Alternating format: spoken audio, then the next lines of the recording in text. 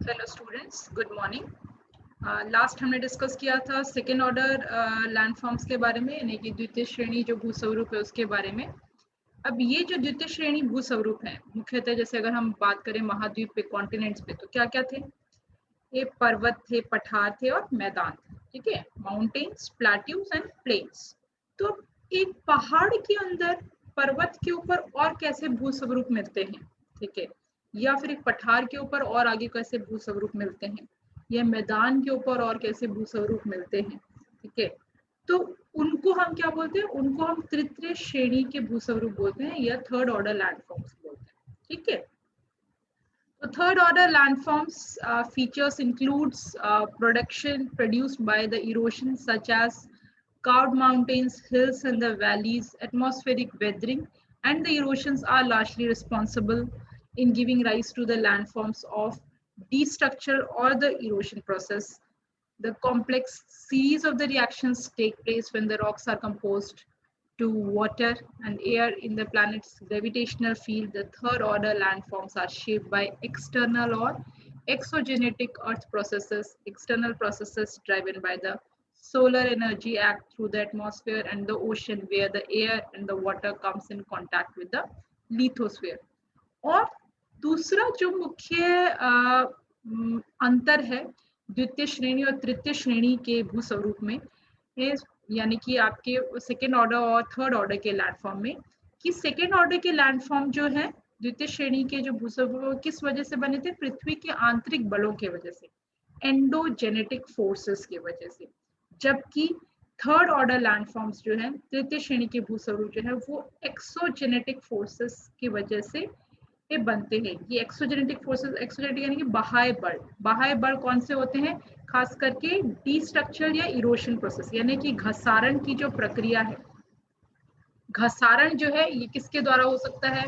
सूर्य ताप जो है, सोलर एनर्जी की वजह से जो पवनें चलती हैं, हवाएं चलती हैं, या बारिश होती है, या ढनाव की वजह से ये जो पृथ्वी की सतह है, लिथोस्फीयर जो है, इसके ऊपर जो चेंजेस आते हैं, इसकी अगर हम बात करें तो ये एक्सोजेनेटिक फोर्सेस है, यानी कि बाह्य बल है, जिस वजह से आपको ये परिवर्तन देखने के लिए मिलता है, या तृतीय श्रेणी के जो भूस्वरूप है उनका निर्माण देखने के लिए मिलता है। Various features which are generally smaller parts of the second order landforms, or which forms the second order landforms, are known as landforms of the third order. ये चीज जो मैंने आपको पहले भी बोली कि जो सेकेंड ऑर्डर लैंडफॉर्म है, यानी कि द्वितीय श्रेणी जो भूस्वरूप है, उसके अंदर छोटे छोटे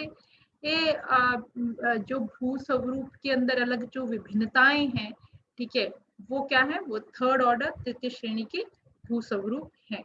There are innumerable such landforms over the continents at the sea floor, such as peak, col, creeks, gorge, moraines, alluvial fans, floodplains, oxbow lakes, levees, delta, ocean island, volcanoes, ridges are some of the many features of the third order landforms.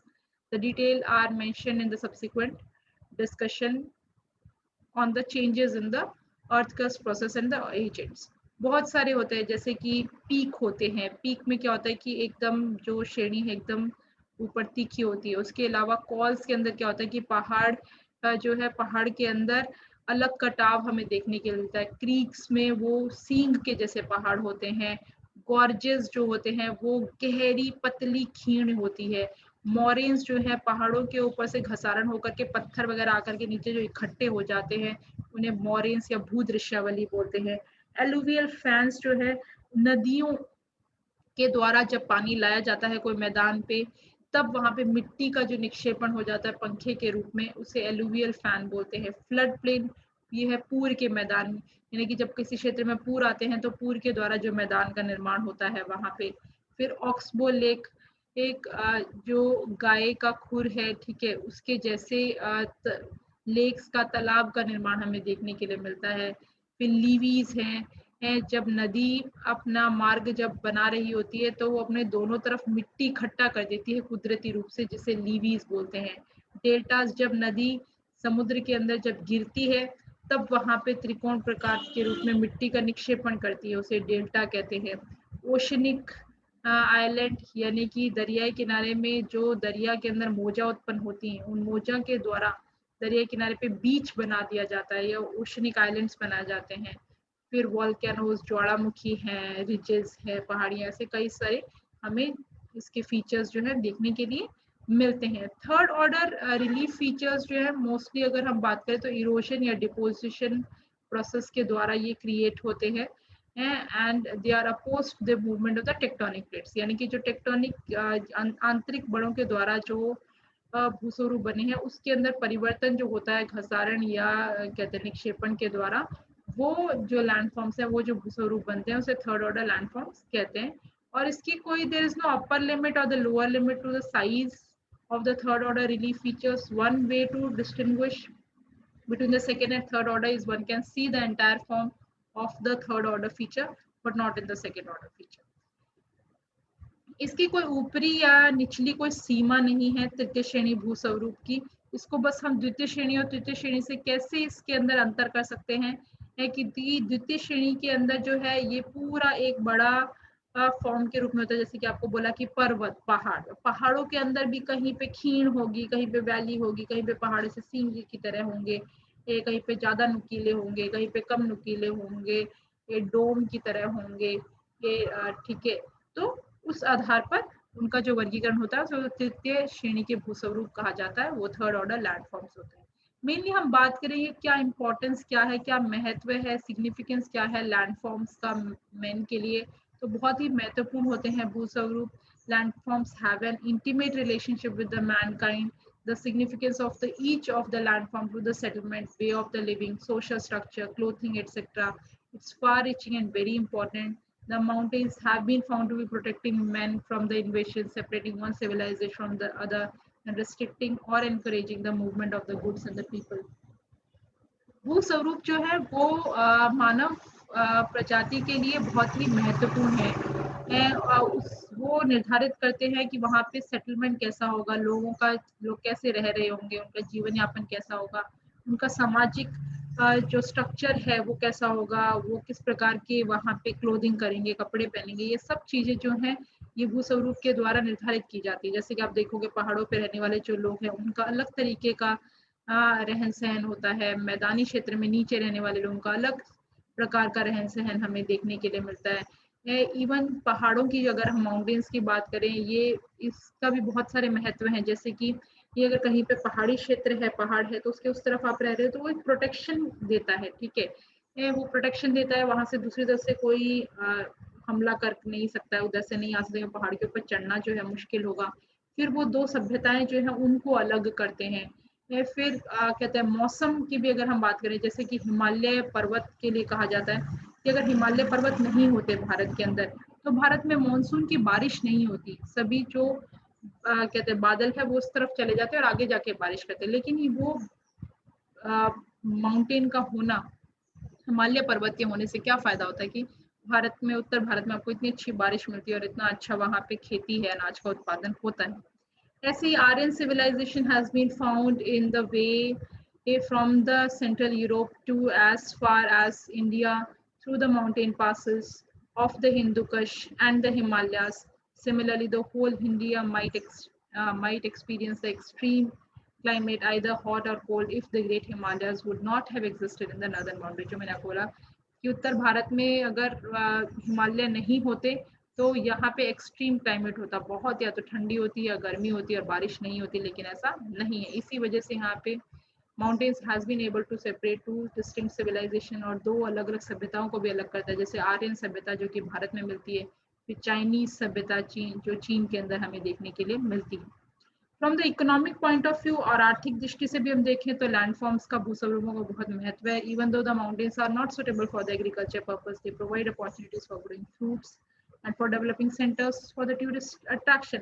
अलग अलग landforms का अलग अलग महत्व है। जैसे कि पहाड़ी क्षेत्रों की अगर हम बात करें तो पहाड़ी क्षेत्रों के अंदर फल का उत्पादन अच्छा होता है, वहाँ पे लोग घूमने के लिए ज्यादा जाते हैं, टूरिस्ट अट्रैक्शन होता है। वहीं पे अगर मैदान है तो मैदान में खेती का उत्पादन जो है वो हमें ज्यादा देखने के लिए मिलता है। On the other hand, plateau regions are rich in the agriculture, minerals, and they are suitable locations for the production of hydel power for long The higher parts of the plateaus of the tropical region of the India, Africa, Brazil have provided coolness and generally becomes a place of the summer residences. Some of the plateau regions of the world are famous for the plantation agriculture. वहीं पे अगर आप पठारी क्षेत्र की बात करें तो जनरली जो पठार वाले क्षेत्र होते हैं वहां पे या तो खेती होती है या फिर वहां पे खनिज बहुल्य मात्रा के अंदर मिलते हैं। साथ ही साथ वहां पे नदियां अच्छी होने की वजह से ये नदियों के ऊपर बांध बना के ये ऊर्जा का जो उत्पादन है, हाइडल पावर का प्रोडक्शन हमें देखने के लिए ये मिलता है। भारत के पठार या अफ्रीका, ब्राजील के पठारों की अगर बात की जाए तो यहाँ पे लोग समर्स के अंदर गर्मियों में रहने के लिए आते हैं क्योंकि अच्छी ही आबो हवा की क्लाइमेटिक सिचुएशन वहाँ पे होती है। फिर इवन विश्व के ये मुख्यतः जो भी प्लेट्यूज है, पठार जो है वो प्लांटेशन एग्रीकल्चर के लिए जाने लग जाते हैं। The plains of the tropics and the temperate regions of the world are the homes to the 2/3 of the world population. The plains have got advantages of the flat surface, deep and the fertile soil, easy means of the communication and transport, plenty of cheap labor, raw material and the consumer markets. These areas are rich in agriculture, easier movement of people makes the plains the center of civilization, but the plains also face serious problems of flood, population explosion and इन्वेशन in the course of the history.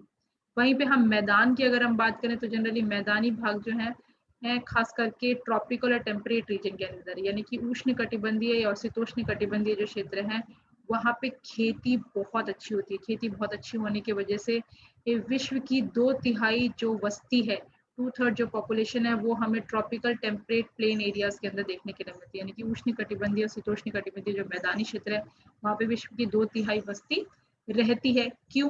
क्योंकि जो plane है वो समतल होते हैं, एकदम flat होते हैं। वहाँ पे मिट्टी जो है ज्यादा फलरूप होती है, ज्यादा गहरी होती है, यातायात की सुविधाओं की समस्या नहीं आती, लोग ज्यादा होने की वजह से ये मजदूर भी ज्यादा मिलते हैं, रॉ मटेरियल से कच्चा माल मिलता है क्योंकि खेती का अच्छा उत्पादन होता है इसलिए, और साथ ही साथ लोग ज्यादा है तो कंज्यूमर मार्केट्स भी यहाँ पर होते हैं। इसलिए ये जो एरियाज हैं यहाँ पे खेती बहुत अच्छी और सेंटर ऑफ सिविलाइजेशन हमेशा रहे, यानी कि कोई भी सभ्यता का केंद्र जो है हमेशा मैदानी भाग पे हमें देखने के लिए मिलता है। हालांकि कुछ समस्याएं भी हैं मैदानी भाग पे जो देखने के लिए मिलती हैं, वो है प्रॉब्लम्स ऑफ फ्लड, पूर जो है मैदानी भाग के अंदर आते हैं। देन पॉपुलेशन एक्सप्लोजन, बहुत ज्यादा बस्ती होने की वजह से जनसंख्या विस्फोट की समस्याएं देखने के लिए मिलती हैं, और invasion in course of the history, और मैदानी जो भाग है उस पर आसानी से दूसरे कोई प्रजाति या दूसरे जो लोग हैं वो आकर के हमला कर सकते हैं। युद्ध करना जो है वो आसान होता है मैदानी भाग के ऊपर। तो ये थे आपके लैंडफॉर्म्स का क्या सिग्निफिकेंस है, क्या इम्पोर्टेंस है। तो ये यूनिट हमारा यहाँ पे खत्म होता है। आगे जो हम शुरू करेंगे यूनिट 4 शुरू करेंगे। Thank you students and have a nice day.